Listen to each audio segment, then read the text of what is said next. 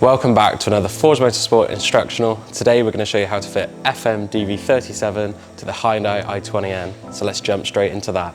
Firstly, grab yourself a trim tool or a flat blade screwdriver. We're going to remove these two trim clips just on the scoop at the front of the engine bay.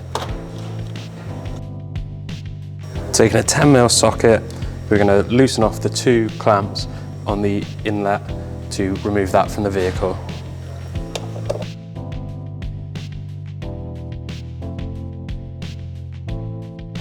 Now we're going to remove the two OE clamps on the hoses on the inlet hose. You can do this with either pliers, or if you have a hose clamp remover tool, you can use that like so.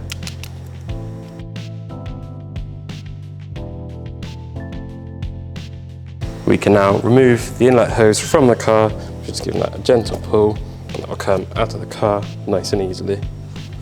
Using a 10mm socket, we can remove the airbox. You'll find fasteners here, here, and just at the front here.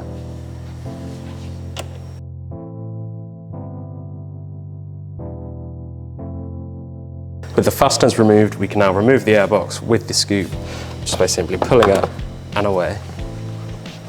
We can now see the OE valve just here. Using a pair of needle nose pliers, we can remove the little clamp on the vac line and move that to one side. You'll see the four 10mm fasteners on either side of the OE valve.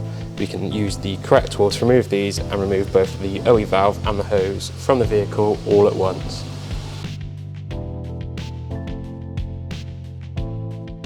We can now remove the valve and the hose from the car like so. Before installing the valve, you need to choose whether you want to have the valve operating in atmospheric or recirculating.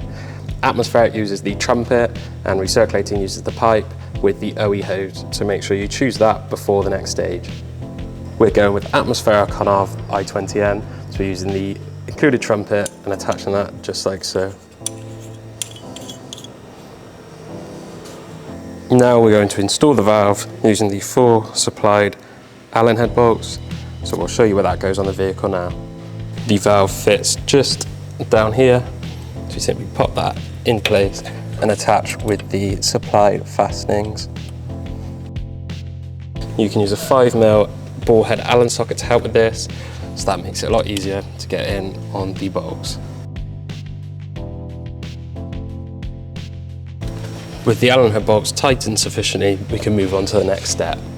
Using a pair of pliers, we can remove the OE vac hose from the boost solenoid, which is located just next to the valve here. Using the supplied vac hose, you can cut that to the same length as the OE hose that you've removed.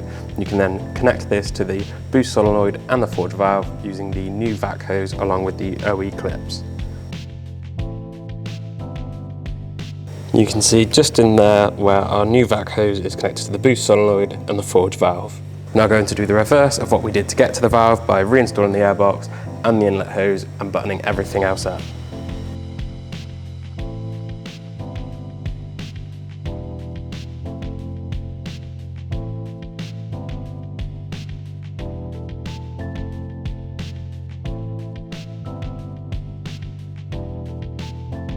As we've installed the atmospheric valve, you now need to use the supplied silicone cap to cap off the inlet hose here.